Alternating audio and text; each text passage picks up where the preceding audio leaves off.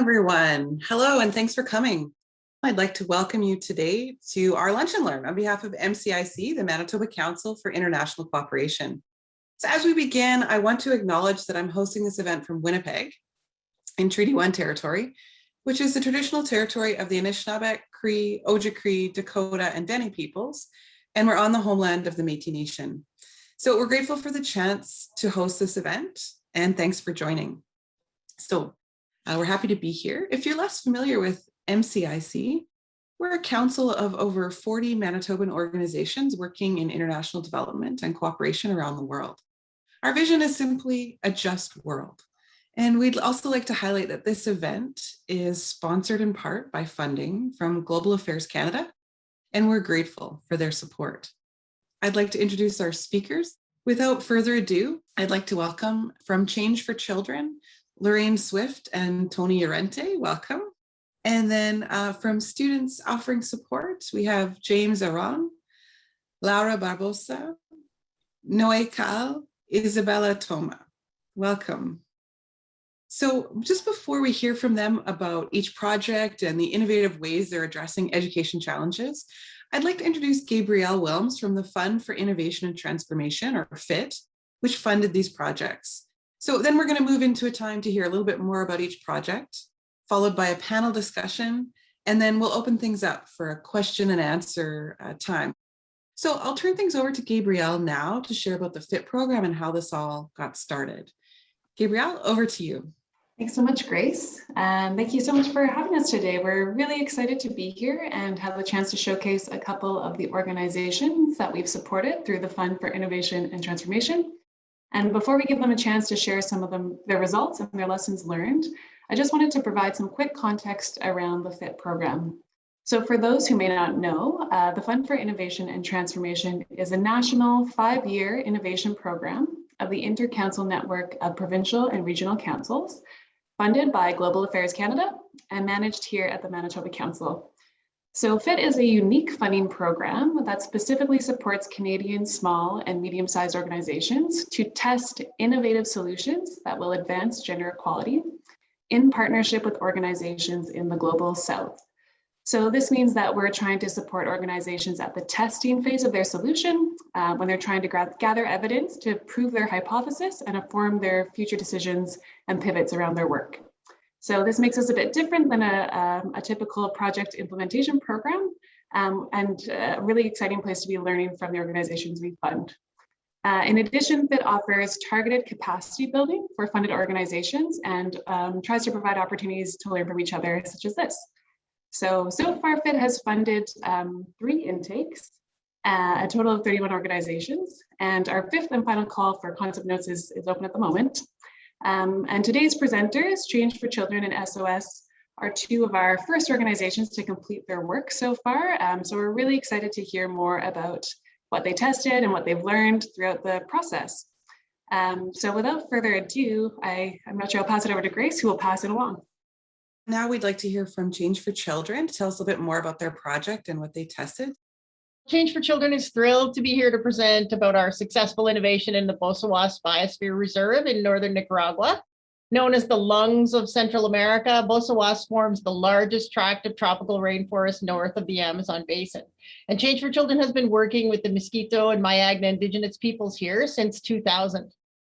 For this innovation with the FIT, we partnered with the Indigenous Territorial Government, the University of the Autonomous Region of the Caribbean Coast, the Nicaraguan Ministry of Education, tech experts Mundo Posible or World Possible, gender experts Girl Rising, and funders FIT 60 Million Girls, and our very generous Change for Children donors. We're going to show you a short video overview of how the project got started, and then we'll hear from Tony Llorente, our Monitoring, Evaluation, and Communications Officer, who is in the field now.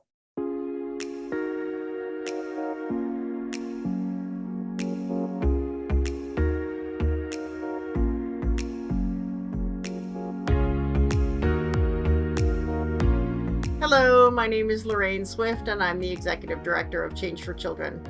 Change for Children is currently testing an innovation called Technology and Training for Quality and Equality in the Bosawás.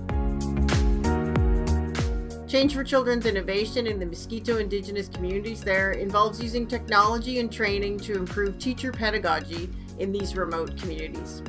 Perhaps the most exciting part of this innovation is its focus on the cultural and linguistic adaptation of a teacher training MOOC, or massive open online course, and the fact that teachers now finally have access to culturally and linguistically adapted teaching and learning materials, which are all stored on the massive digital libraries called Rachel's, which we have installed there.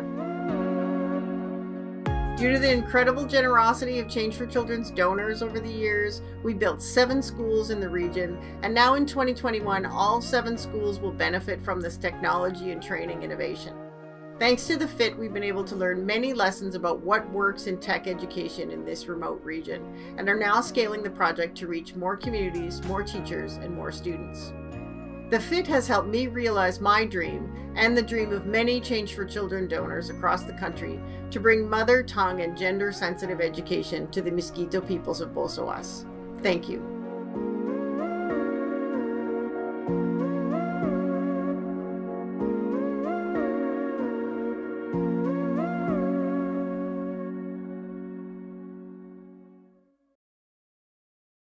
Great. So our innovation in the Bosowas is built on 4 pillars, which touch 7 of the 17 Sustainable Development Goals.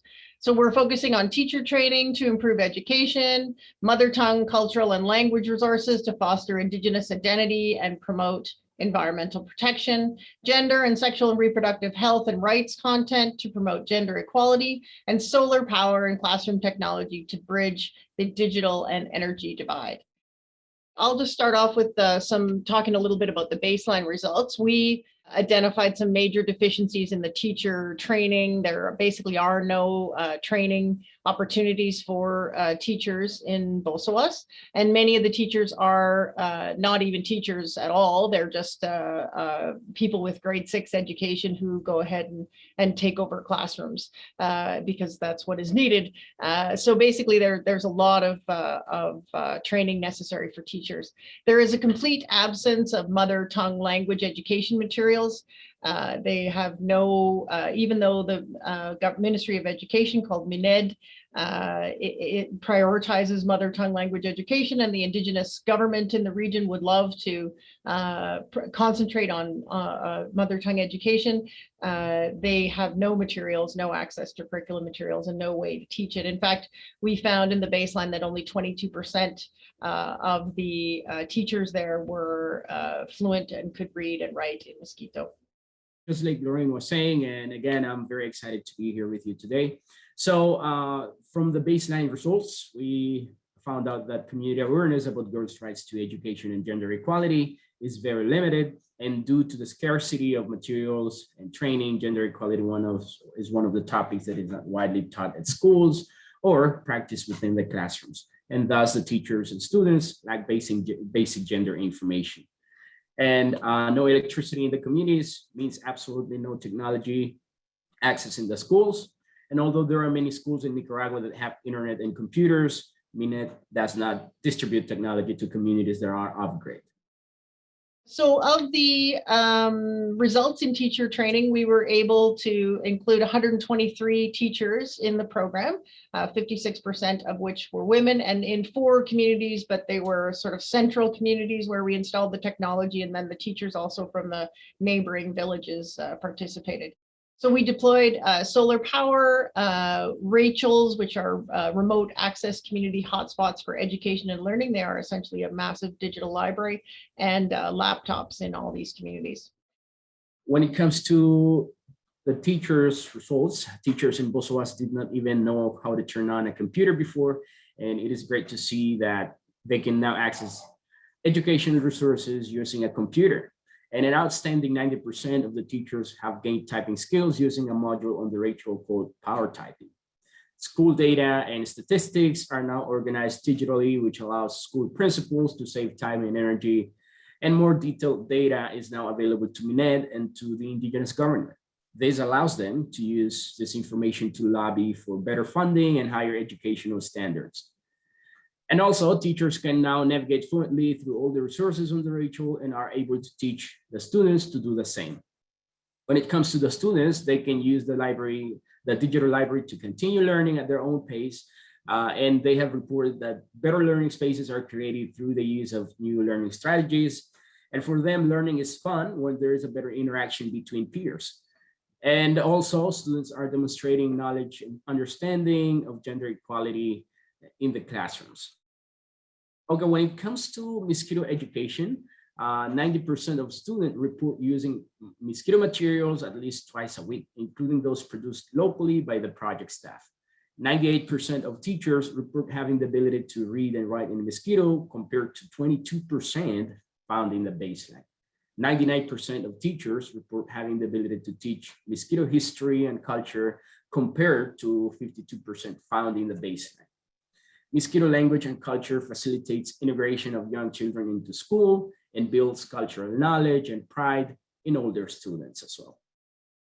When it comes to gender equality, 95% of teachers use gender and SRHR materials on Rachel with their students at least once per month.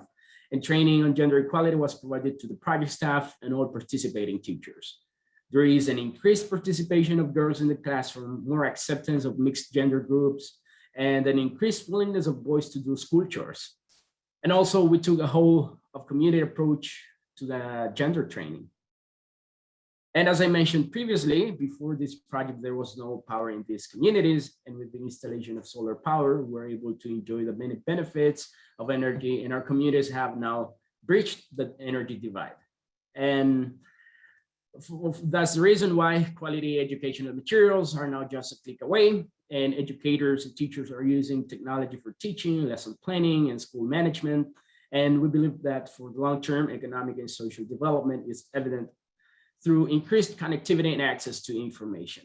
And now I will turn the mic over to Lorraine, who has a few words to say about scaling this innovation to more communities in the Bosawas. Really inspiring results that we've achieved in the Bosawas in such a short time. So to give you an overview of what is an essential building block to a successful project like this in such a remote area, and what has really been the main reason why Change for Children projects have been so successful at overcoming obstacles and reaching the most marginalized and remote communities in the world, it really boils down to two things: good partnerships and loyal donors. As I mentioned in the first slide, we have a multifaceted group of partners on this project, all collaborating and doing their part to ensure that the results are achieved. And the results of this innovation have been so valuable to all the partners, because this project gave us the opportunity to introduce technology into one of the world's most remote and marginalized regions, where teachers had literally never touched technology before. And so we measured the results every step of the way. We've learned many lessons on our journey to scale. We saw a very high uptake and use of the mosquito resources. We learned that systems thinking improves gender results. We learned that if you build it, they will come, because MINED participated fully in the project once we installed the solar energy. And we've had great interest from other funders. 60 Million Girls is funding phase 2 of this project. And generous Change for Children donors continue to facilitate the expansion of the project, both in terms of the time we're able to spend in each of the new sets of communities, and also with the expansion to new ones. We've submitted applications to the IDRC, to Global Affairs Canada's SMO Fund, to UNESCO's Hampden Prize for Teacher Development, all as an effort to gain recognition of the successes of these projects and to obtain the resources to scale it. Very appropriately, our fall campaign this year is called Outside the Lines, where we're able to show our funders and donors that there is magic in the margins. By reaching the most remote communities and the most marginalized, you really can work magic, as we did with this project. Here's how you can reach us to learn more about this project, our other projects, and our organization. Thank you. Thanks so much, Lorraine and Tony. That's wonderful. And now I'd like to turn things over to Jamie from SOS, Students Offering Support. So Jamie and Laura, over to you. Wonderful. Well, first off, a huge thank you to FID and the MCIC for inviting us here to share about the Guatemala Groundswell project. My name is Jamie Aaron. I'm the Executive Director for Students Offering Support. We're a Canadian-based charity that's focused on the global right to education. Guatemala Groundswell was definitely a team effort, and so we wanted to have our whole team here. So I'm very excited to introduce Laura Barbosa, who is joining us from Canada. She's our Global Programs Director. And joining us from Guatemala, we have Noe and Isabel, who are our local program officers working directly with our community partners within Guatemala. So, and we've been lucky enough to work with Noe and Isabel for over 7 years. So really, this project has been building on a long-term foundation that we've had with them and with the communities that they work with.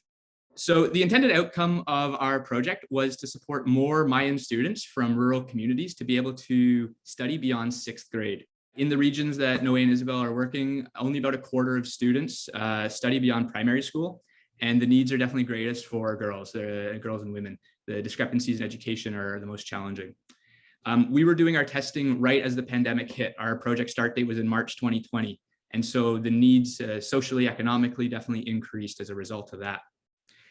Now, in terms of our approach, our innovation, it really began with a different view of students themselves. We really wanted to see youth as agents of change in their community, not just kind of as receivers of knowledge, but really as co-creators of their own education.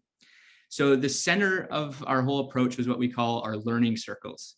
So we selected youth mentors who were ages 14 to 20. They were provided with training and support to each week meet with younger students, grades 4 to 6, provide mentorship and tutoring assistance. This approach in and of itself was innovative by kind of putting that trust into youth that maybe hadn't experienced that before, allowing them to believe in themselves, but also support those younger students. We also provided access to really innovative technologies, allowed students without internet access regularly to be able to use different e-learning resources, including some of the same materials that were used by Change for Children. And the third part was around gender equality training. So working with the Girl Rising curriculum as well, working with parents and teachers, really building that whole community buy-in to support girls and women's education to kind of reinforce and sustain those outcomes. So overall, project was greater success than we could have ever imagined. We met our targets across virtually all of our 26 indicators. And it's really formed a focus for SOS going forward in terms of what we're looking at into the future. We were able to support over 400 students and had over 3,000 indirect beneficiaries as well. So it's my pleasure to pass it over to Isabel, who will share a little bit more about the local context within Quiche. Thank you, James. I would like to share a little bit about the Quiche area. The families from Ojo de Agua and San Felipe, Chenla are indigenous. They speak Ixil, which is a Mayan language, and some of the families speak Quiche too. All the area represent a high percentage of illiteracy, and the main reason for this problem is due to the internal armed conflict happened 4 years ago. So people who faced it now cannot access to a formal job. So their income depends on agricultural work, producing corn and soybeans mostly. And the family is facing different social and economic challenges. So that's why it's very important for them to have changes for the new generations to build a great future, a good future for the mentors and mentees we have in the area.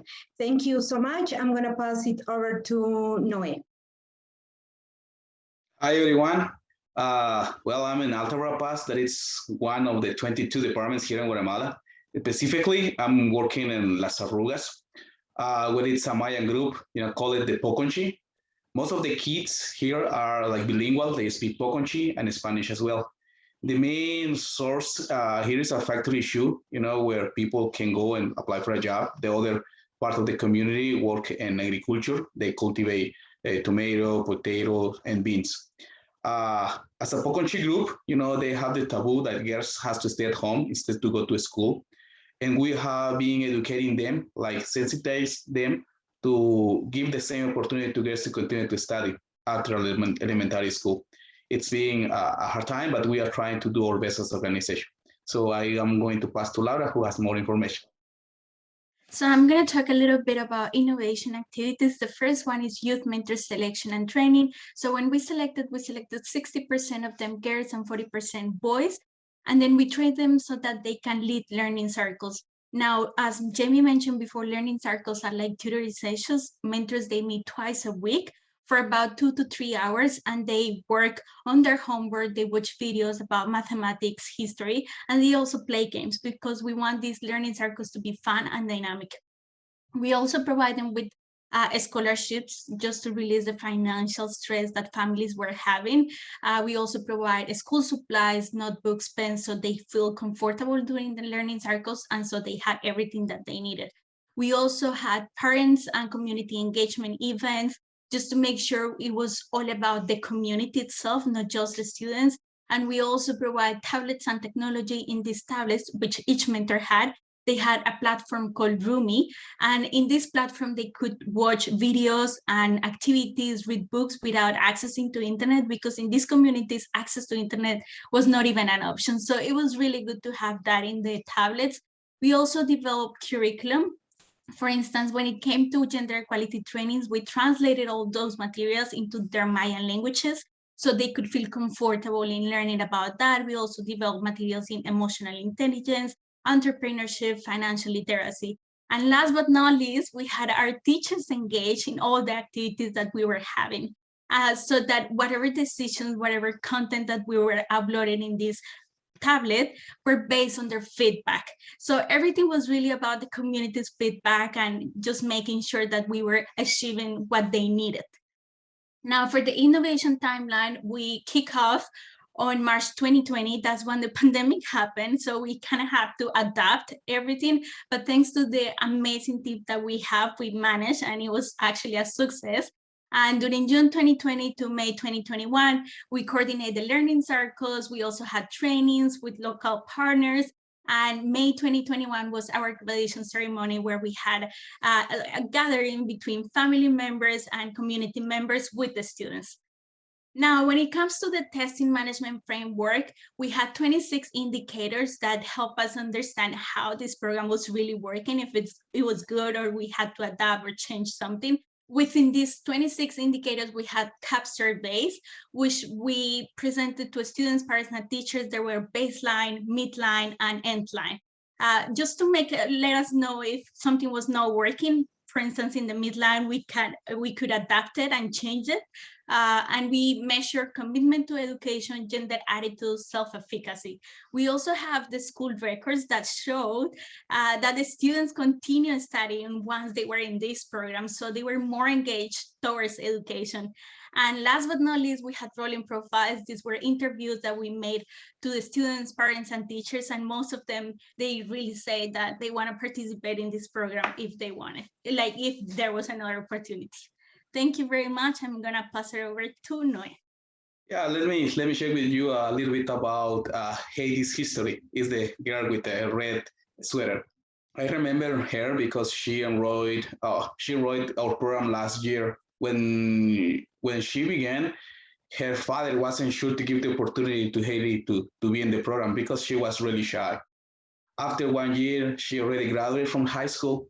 She's studying actually medicine in college, and Marcial, who is the father of Heidi, he's really commitment to help Heidi as much as he can, he said. And as a program, this is our goal, to empowering youth leaders in our community, to encourage parents to give the opportunity to girls to fight for her dreams. Hopefully next year, Heidi is going to graduate in medicine. She's going to be the first one in her community, and she's going to be the first one in her family as well. So we want to see more girls like Heidi to empowering, to be example for more communities, for more families, So I'm going to pass to Isabel, who has more information too. I would like to share a little bit about gender equality.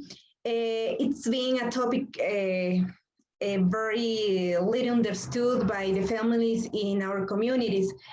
It's very common to hear that women are for home chores and must to serve meals first to their husbands, for example, or men are more supportive than women in the families. So into the program has been promoted the importance of the woman in human rights. So such in the case of Evelyn, before of the program, she used to cook and serve meals to her 7 brothers before to go to school. But now she has more time to do homeworks because her brothers now have more responsibility at home, and Evelyn wants to become a nurse and she has her family support. So thank you so much. I'm gonna pass it over to James. Thank you so much, Noe and Isabel, for joining us here and sharing all that. So seeing the results that we've had, and also, we've kind of just touched the tip of the iceberg here, just given time limitations, but we do have our full evaluation report, which we're happy to share with anyone that's interested. Seeing the results that have come out, we've really, began as a test. We didn't know this was gonna work, right? But it worked. It validated the hypothesis, and now it's become a core focus for SOS going forward. So we've, through our own fundraising efforts, been able to continue the program beyond our original funding period through FIT. And we're really working hard to expand that into the future and bring it to the approach to new communities as well. At the same time, we've also seen just the capacity of our youth mentors and trusting them with more responsibility. So that includes also supporting more mentees, like a higher ratio that way. And what we have there is a picture on the right-hand side of community action projects that the students took on recently. They each had the opportunity to identify a local community need, plan it, budget it, and go execute a project in their communities. So just continuing to invest more in the students' leaderships. We'd love to invite everybody here. If you're interested, come join us at an upcoming event, September 24th. You can actually meet our youth mentors. Really, it's best to hear the stories from them directly. Everyone's invited, great chance to learn. We also welcome you to contact us. I want to say a huge thank you to everybody that has been involved in making the testing period such a success. You see some of the same partners as Change for Children, so it's neat. Obviously, these are the folks that are really helping out. But a special thank you to Seeds of Innovation and Sustainable Development, who's our partner in Guatemala that works with Isabel and Noe, and the Fund for Innovation and Transformation, who really provided this opportunity to test a bold new idea to support gender equality. And we're so thankful for that opportunity to test and to learn and grow. And we look forward to answering your questions as we go forward. Thanks, everyone. Thanks so much, everyone. It's so wonderful to hear about your projects in a bit more detail. And also, I really appreciate the people joining from Nicaragua and Guatemala. Thank you for making the time to join as well and share your perspectives from the front lines. So next, I think we're going to move into a panel discussion. So Gabrielle from the Fund for Innovation and Transformation is going to lead this discussion with our panelists about some of the key topics we're talking about today. And Gabrielle, I'll just turn everything over to you. Thank you for those great presentations to both organizations. I think that was a really excellent overview, and obviously there's lots of different things we could get into. So we thought we'd try and get into a couple of key topics while we have a bit of time today. And I think one of the areas, as I mentioned, that focuses on gender and empowering women and girls and advancing gender equality. So I think I'd love to hear a little bit more about sort of how you approached gender considerations. How did you integrate that into your testing? And what were some of the key results? You spoke to it a little bit, but if you want to elaborate a little bit more on that aspect of your program, that'd be really interesting. So maybe we'll start with Change for Children. I don't know whether Lorraine or Tony might have some thoughts on that. Yeah, I can say a few words. I mean, we started to work with Girl Rising right at the concept note phase for the FIT. And so we were able to take the woman who is in charge of Girl Rising in Guatemala with us to Nicaragua to do the baseline. And she was also able to train the project staff and our pedagogy specialist in some basic gender equality topics. And we did focus groups and basically really found out what the situation was in terms of gender equality from a systems approach, from like looking at the community and the elders and the leaders and the teachers and the students and what was happening in the school. So then we designed our gender equality activities around that, what we learned in the baseline and based on her support. The plan was to continue to take her into the region to deliver workshops throughout the whole project, but of course COVID stopped that from happening. So she was able to continue to deliver workshops remotely from Guatemala with the project staff, but it wasn't possible for her to work with all of the teachers just based on like poor connectivity in the region. But then we did implement like a train the trainer kind of structure where she was able to train the project staff and the pedagogy specialist to deliver the workshops then to the teachers. So that was very successful, but I think Tony probably could give us maybe tell us some stories about what was achieved and what the changes he's seen in the classrooms. Okay, so yeah, just like Lorraine said, it's we've seen a lot of great changes in the classrooms, and specifically because it has to do with the behaviors of students and teachers. And like we mentioned previously, most of the teachers are female, and they are not trained on a lot of pedagogical skills, not even to mention, gender concepts. And we have an example of a teacher from Aniwas. Her name is Ivania.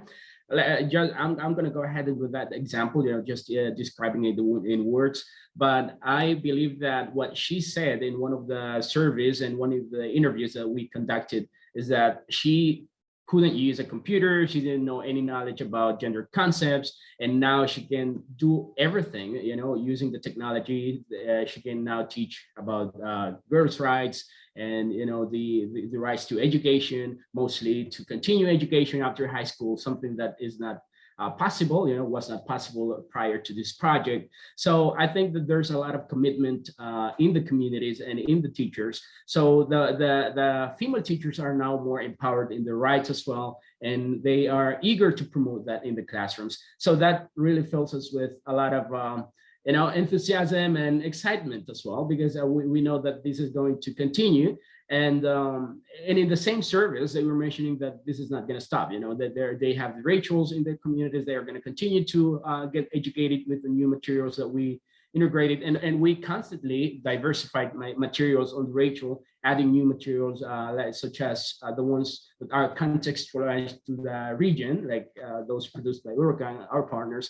So I think that this is really awesome. When in the baseline, we found out that they didn't have any knowledge of gender, 98%. This is really a high number, I can say, and I'm very excited to mention these numbers because they are now aware of the lack of, that they were lacking a lot of materials. And now that they have a lot of materials, they are making their best possible to make use of all these materials. So I think this is great, and we have seen a lot of changes in the classroom. And like I was saying in the presentation, boys are now willing to do school chores, something that they were not eager to do, and now they can easily work together in mixed gender groups as well. So it's awesome. I can go on and say more about this because I have a lot of stories, but I think I have to stop here. Thanks so much, Tony and Lorraine. Yeah, I think that's really interesting. Obviously, a few different elements of your gender work in terms of training around gender equality and sexual health and things like that, but also, empowering teachers to use those skills and feel more comfortable in the classroom and seeing how that impacts students as well is really interesting to hear about. I wonder if SOS wants to sort of speak to that. I know you both work with Girl Rising as well and sort of have some similar approaches or things that you're trying to cover. So maybe, not sure if who from SOS maybe wants to speak to that topic. It's a pleasure for me to talk about gender equality in what we have seen in our communities. 75 mentors and 45 teachers between Quiché and Alta Verapaz were trained on the topic gender equality in order to learn and replicate it with 260 mentees using videos, materials in Ixil, Quiché, Pocomchi, and Spanish languages. Through surveys made in the beginning and at the end of the program with mentors, mentees, teachers, and parents showed positive changes in their answer and attitudes. For instance, Noemi is one of our mentors in San Felipe. Her dream is to become a mechanic, but her family told her that it was a career for men. So, but now her family already understood that she can follow her dreams, breaking the taboos in the society. So thank you for the opportunity. Just adding to what Isabel said, it's Girls Rising. It's really amazing the way how they work, because they work with the stories that are happening in real life. And so, for instance, the story that we picked for these communities in Quiché and Alta Verapaz was about Sena. Sena, it's a young girl from Peru. She's also indigenous, and she wasn't able to study because so many challenges, financial challenges. She was pregnant. And so when we translated these materials into Pocomchi, Ixil, and Quiché, not only mentees and mentors were able to watch these stories and to learn from her, but also parents, they felt like, wow, this is an amazing story. This is related to my community. This might be happening here. And so it's good because we are bringing that sort of awareness to these communities. Thank you for those great answers. Yeah, it sounds like it's really exciting too. Obviously, the FIT programs are it's sort of a short testing period, but that there's a lot of impacts that will continue to build, and the community is becoming more open to some of those conversations and families and things as well. So thank you for that. That's really interesting. Something that I'm really struck by, especially today, having you all on this call, is how wonderful the partnership seemed to be between sort of the Canadian organization and the organization in the field. So I was wondering if you could maybe tell me a little bit about how you work together as a Canadian organization and in-country partner, and how that was important for you to test your innovation effectively. So I don't know whether maybe this time we'll let SOS go again here first, if someone from SOS wants to speak to partnership. Yeah, I can speak to that. So as I said before, when we started this program, the pandemic hit, we were supposed to go 3 times frequently to the communities, travel from Canada to the communities and train teachers, our program officers. Because we couldn't do that, we cannot implement those trainings online. So I will say basic to the success of this innovation, it was constant training, even though it was online. We also have great communications. We will have a weekly meeting with POs where we discuss about the things that were happening in the program, what could we make better, or how can we improve things, or if we had any challenges, they could call me anytime. So this was really good because it was a combination of ideas, and it was just like a teamwork. It really felt like a teamwork, and also the commitment that we all had towards these communities. It was just like not really a job, but it was more like something that we want to do for our communities. And it was also important to be aware of local restrictions. When you are working with different cultures, it's important to understand about their own culture, about the restrictions that they were having due to COVID and all this. And just having that relationship. I'm Latina as well, so I am here in Canada. I was able to understand the Canadian culture, but I also was able to understand the Guatemalan culture. So it was really, really a smooth everything around and just make it really great. Thank you so much, Laura. Yeah, that sounds amazing to have that kind of, and obviously you have lots of longstanding relationships, which make it easier to sort of move to a more remote approach, as we've all had to do. But I don't know whether CFC of Lorraine or Tony, you want to speak to how you were able to navigate this relationship without being able to go to the field this time, and how that partnership was instrumental for that? Sure. Well, as I mentioned to you a few times in our meetings, Gabrielle, my job is nowhere near as much fun now that I have to stay in Canada all the time, right? But yeah, I mean, we've been working very long term with the Indigenous government of Bosawas, and so that was it was really rewarding for us to be able to introduce technology into that region, because it was like just as I mentioned, magic, right? We really were able to bring something that they didn't have access to before. And then of course, with the solar power as well, we were able to introduce something that they also, like bridge that divide that they had been so lacking before. And yeah, like with the new partnerships, I mean, working with technology and doing something super innovative and actually testing an innovation as it allowed us to do was a great opportunity to involve new partners, because they are very interested as well in will this work? Let's try this. And, to be able to test their technology in new places, and, work with new ministries of education, for example, because Mundo Posible World Possible is based in Guatemala, and this was their first time working in Nicaragua, so they were able to expand their reach as well. So that was exciting for them. I don't know if Tony has anything to say about partnerships. I mean, Change for Children's been working in your region since you were a toddler, so. Sure, I can definitely highlight some of the things happening around partnership.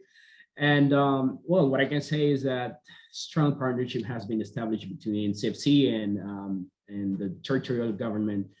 And I would say that this has really strengthened all the results as well, because one of the things that we, like I would mention this as one of the pivots that happened in the midterm of the project, is that we had to include community leaders and mostly because they could take ownership of the project. And I think that was found out when we conducted the service, and there was a need to include the community leaders as well. And that also promotes the sustainability of the project. And now we're aware that this is going to be sustainable. And from this perspective of the new phase 2 of the project, we're still verifying that that is really happening, right? And I think that the indigenous territorial government is playing a great role in that, to make sure that these resources and these materials, the equipment, are all transferred to the Ministry of Education and are well taken advantage of. And I think that the strong partnerships has enabled all this, all this possible, and these benefits are coming directly to the communities. And I'm very excited about it. And I thank Lorraine personally, because there's a long story that I can talk about if I mention myself in there. But anyways, I'm a clear example of what CFC has done in the territory. I was educated by Change for Children. I got my high school education, college education outside of my communities here in Managua, which it was an expensive one, but that was all possible through the long relationship with the communities, and very thankful for all that. And of course, everyone back there in Canada, very thankful with all of you. And on behalf of my people, I always say this: we're very thankful for all these opportunities. So much, Tony. Yeah, and I noticed with both of your projects as well, you're testing that, you've provided Indigenous language materials, and you're just really working with the community in order to really promote ownership over the work. And it seems really exciting that sort of continuing and hopefully will be sustainable in terms of, expanding these innovations and moving forward with that. We're running a little bit low on time. I was going to ask if there's one or two key lessons learned during your testing that you'll take forward. And maybe if each organization has a brief one that they kind of want to speak to, that could be interesting. Maybe I'll see, does SOS, do you have a sort of a key lesson learned from your work that you want to share? Well, during those time, because of the COVID-19 situation, our original plan was to do learning circles in the school, but changed because kids couldn't go to school anymore. So we do home visits, where our mentors go and support the mentees of 4, 5, and 6th grade. We found that learning by one is much better to do in groups, like in big groups. And it's just amazing how, the mentors in the beginner, they were like really shy to use like a technology tool that was the tablet, So after months, they feel more confident, and the mentees are more participated because they feel more confident to talk one by one. And it was just great to see how the mentors and the mentees at the same time both together learn, and it's good, and we know, teachers are doing their best, like giving homework to the mentees. But what is the problem is like most of the Poconchi parents, they don't know how to read or how to write. So it's like where our mentors go and support not just the kids, support families and support the whole community that is Las Arrugas and in Quiché as well. So thank you. Thank you, Noe. That's really interesting. Yeah, and sounds like you really adapted to what you were seeing in the context and how it was working. So that seems really effective, and I'm sure it will be something you use going forward. Does CFC have a sort of a key lesson learned that you want to share as well? Sure. I mean, it was really interesting. Like we, from the beginning, wanted to emphasize the development and the inclusion of Miskito language materials on the Rachel, but we weren't actually, we were sort of thinking, oh, it's like a digital technology thing, and is it going to be accepted and used well, like in the context of Indigenous traditional knowledge? And it was so successful. It was amazing, really, like how involved the teachers got, both in like requesting new materials and using the materials that had been produced by the Ministry of Education, but that never ended up getting out there because of its remoteness. They don't print enough, they don't distribute them. And so when we put everything available digitally, they really use them, incredibly often in the classrooms. And then of course we produced, videos and materials locally in Miskito as well, which were like really highly used. Tony, I don't know if you have another lesson learned. Yeah, absolutely. I want to mention a little bit about the technology, and I want to just emphasize on the same thing about the Mosquito resources, but I want to combine the two things. Well, first of all, like I have been mentioning, technology is powerful when used strategically. This is to, for example, in this innovation, we were making sure that the knowledge, the Mosquito knowledge, the Mosquito stories and cultures were digitalized. And so that way now, this can be, all these rights can be regularized through the digital materials. And I think that that's one of the powerful things, when we can use technology for a positive purpose, it can really make a great difference in the lives of the peoples, mostly in the lives of indigenous peoples, which is our case. And now a lot of different stories and materials can be stored on Rachel, and it is easily accessed by everyone in there. So I think that that's one of the great advantages of technology, and how we can use it for our for our best purposes as well. So I'm very thankful for that as well, and I think that's one of the key lessons learned, although I have a lot of more lessons to talk about, but I think that would be it for now. Yeah, thank you so much, Tony and Lorraine. I think we have some great questions that have come through in the Q&A, so I'll pass it over to Grace to lead that. Yes, thanks very much. So if our panelists want to turn their cameras back on so that you're ready for all these questions that are coming in, we have a few here that are ready to go. So the first question to both organizations is, could you share a little bit more about any connections you had with the local Ministry of Education authorities? How have they accepted the innovations? And then they have a further question about what selection criteria were used to select students to participate. So the first part is connections to the Ministry of Education and their acceptance of the innovations, and then any selection criteria. So maybe one person from each org could go first. So we, right from the outset, wanted to involve the Ministry of Education, but as is common in whole countries, including Alberta, or Alberta is a special case in terms of curriculum development. So it was hard to have the Ministry of Education move quickly and grant access to their materials and that kind of thing. And also with the technology being distributed in the communities and turned over to the Ministry of Education in terms of ownership, that was a process that had to be kind of managed carefully. But the Indigenous Territorial Government has great relationships with the Ministry of Education, and really the Ministry of Education legally is responsible for getting the resources there. And so we were able to kind of facilitate, by installing the solar power, then they were able to sort of participate in or include the schools of Bosawas in their technology programs. So it worked out really well. And of course, on the Rachel, like the Guatemalan Ministry of Education materials are already there, the curriculum. And so we were able to sort of say to Nicaragua, well, where's your curriculum? We should put it on here. And they agreed to do that. We also had tech people involved in like Ministry of Education tech people that we brought up to the region a couple of times to introduce them to the region and like get their support all the way along for the project. So thanks. I want anyone from SOS would like to answer briefly that question about your connections to the Ministry of Education, their acceptance of innovations. I would like to talk about the connection with the Ministry of Education. I'm so grateful because they accept us as an important organization.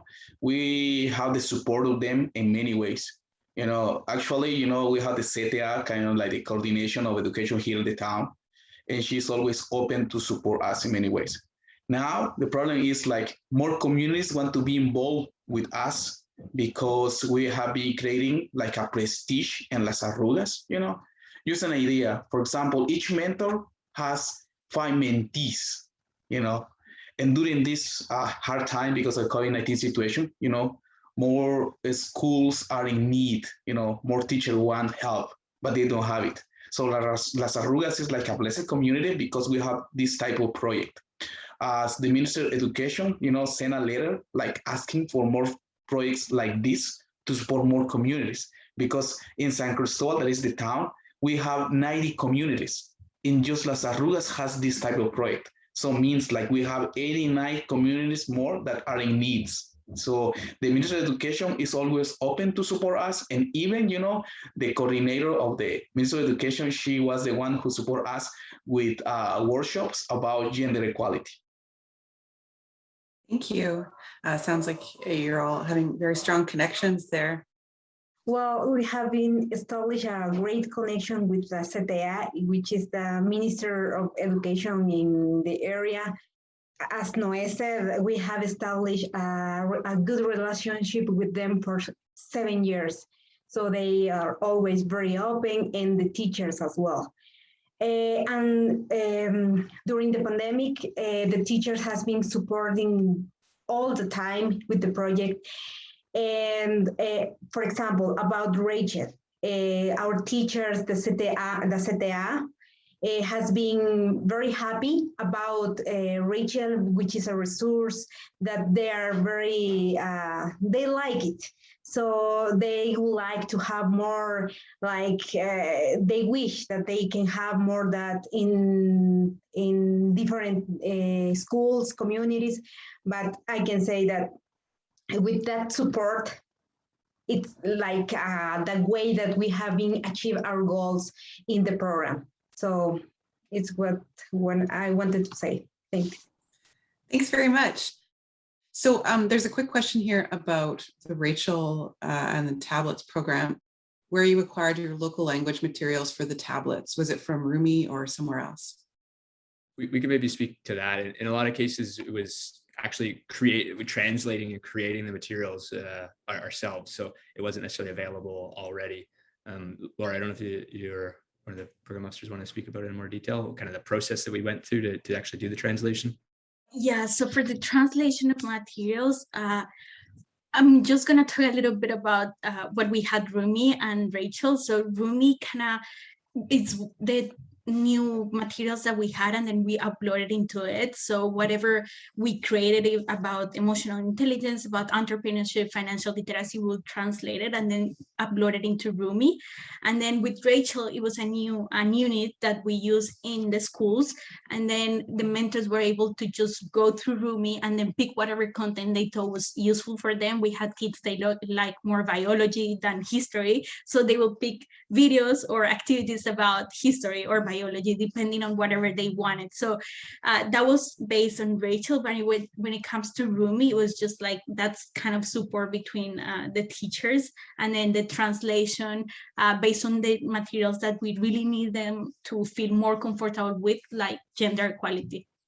I could add one thing. It was we worked a little bit with the organization called the Mayan Languages Academy, which provides the official translation services. But we also worked with our youth mentors themselves in some cases, where they actually helped record the voiceovers in their Indigenous languages too. So it's like they're really part of the process as well to help create those materials, feeling that ownership over them as well, which is neat. Yeah, so a couple different ways that we approach the translation. Noe and Isabel are also native Spanish Indigenous speakers as well, so they were able to help support that as well. Thanks very much. The next question says, they were impressed by the range of partnerships both organizations have assembled for the project. I'm just wondering if you could share a little bit more about how that worked in practice, given the shortness of the testing period, the pandemic, the distance, how did it work in reality to have these partners that you worked with? So maybe we'll go first to Change for Children, and just keeping in mind, we only have about a short answer for these ones. Sure, I'll just comment quickly, and then Tony will comment quickly. Yeah, as we mentioned before, the partnerships were, either well established from, 20 years, or also, there were organizations that were really interested in participating in this because it was so innovative and also, moving to these very remote locations. It's always interesting for people to see, like, the first time a teacher touches a computer and then measure the results from that, like even if in a short time, the results were incredible, really, like how well they're using the technology, even though they only first touched it, a year ago. So, yeah, I think, and even with the pandemic, because it was a technological project, we were able to, monitor it a lot and have a lot of Zoom meetings and, be in the classroom sometimes, like remotely, to just see the results. And of course, we had great staff implementing on the ground. So that was very helpful. Yeah, it's sad that we can't visit to see all these amazing results, but it's because it's a technology project, we can still keep in touch. And of course, the thing that really helped us out, I suppose, in Nicaragua was that they never closed the schools. So we were able to conduct the project with the schools still open. So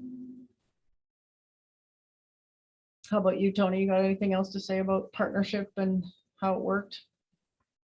Well, yeah, I just agree with what you said. This relationship comes from a long term. So it's 20 years ago. And so maybe it's just not this innovation. This innovation just highlights all of that effort of Change for Children to invest in education in the region for more than 25 years, I think around 20 years and more. So that this is just a quick time and it's a short time, but that this is just a result of many years working in the area. So I think that the relationship is really practical. It's there and it's been there for years. And I just wanted to add that.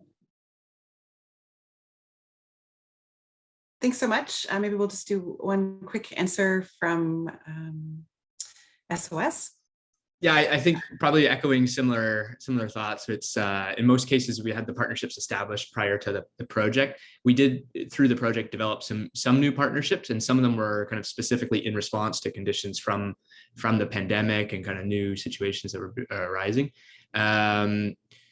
What allowed it to work effectively? I think probably, you know, having the upfront conversations about, you know, kind of what's everyone's role, how can we make it beneficial for both organizations? So in the case of our work with Girls Rising, this was a kind of a new experience for them working in these particular regions of Guatemala. And so we supported them with some of their evaluation activities too. So finding kind of win-win solutions for both organizations that could help them accomplish their goals, help us, you know, reach our project goals. And yeah, just that steady flow of communication. Thank you. I will take one last question, and if we could just keep the answers to 30 seconds or less, sorry about that, that would be great. This question is interesting. It's about the intervention itself, the innovation you were testing and your hypothesis. What are some other things or factors that maybe weren't measured as part of the testing framework that you could share that have contributed to the impact of your intervention? So maybe it was a factor that wasn't a part of your framework, but they've really contributed to the intervention you implemented.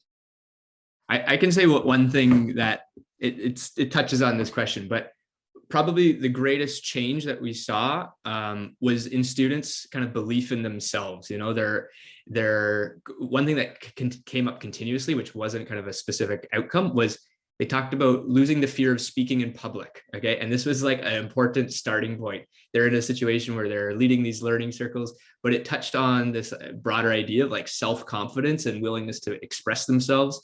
There's cultural factors behind that, you know, the Guatemalan Civil War, and, you know, there's a lot of layers to that, but that we did measure it. We were measuring self-efficacy, but how to measure that effectively is a very challenging thing. So I'm not sure we fully measured the actual change. In our case, we went around with the communications team and asked the teachers, like, what's your favorite resource on the Rachel? And so many of the female teachers came back with the gender, you know, the module on gender and the videos about gender. And we were kind of, you know, even though that was part of the project results, we were a little bit surprised that every time they said that those were the ones. And I think it's interesting because they are professional women, like they go to work in the morning, they're not, you know, home with children and all day, and they never really got the recognition from their society and their students, you know, that they are professional women. So then the gender modules and the videos taught them a lot about, you know, equality and what's fair, and we're able to sort of communicate their own thinking, you know, to their students around what equality looks like, and that was really valuable for them. And then of course, when we dubbed those videos into Mosquito and produced local videos in Mosquito around gender, that was also very powerful for them. Thanks very much. Okay, so the main question that's remaining is how do you feel that your innovations could be replicated elsewhere? What conditions do you think your innovation could be replicated in another country or another location? One of the things, I'll just comment on that. One of the things that I found really interesting was how many indigenous language resources actually exist throughout Central America, and that really the only obstacle is, you know, installing the energy and getting the technology, because the materials exist but need to be distributed to those regions. And we were kind of struck by, like, you know, there's an entire section of the Ministry of Education producing Indigenous language materials, but then they have no budget to get to the places where the Indigenous languages are spoken. So it was kind of like, really? So that, I think, would be like, it would be so easy to, if we were, you know, working with organizations that are willing to like install the energy and the technology, how much more Indigenous language education, mother tongue education could be accomplished. Thanks very much. SOS? I can share initial thoughts and then welcome others from the team. But I think a precondition for success, definitely folks like Noe and Isabel on the ground, like in the field, who care passionately and know their communities. And yeah, they're key drivers of the success of everything. And yeah, partnerships. I think we've spoken about how these partnerships were pre-existing. One thing we're trying to do right now is, in some cases, students were traveling from other communities nearby. So they would relatively nearby. They would walk an hour or 2 hours to participate in activities here. So we now have these youth champions that have experienced the program, but we're now trying to work with them to kind of bring the approach into their own communities as well. Rather than having them come to us, we're trying to go to them in more outlying rural regions. That's kind of within a Guatemalan context locally. We're trying to reach new communities, but I obviously would have to be adapted in various ways, but I don't see any reason why it couldn't work in other similar contexts kind of around the world. Thanks again to all our panelists and for those who stuck around for the last part of the Q&A. Thanks everyone and have a wonderful day.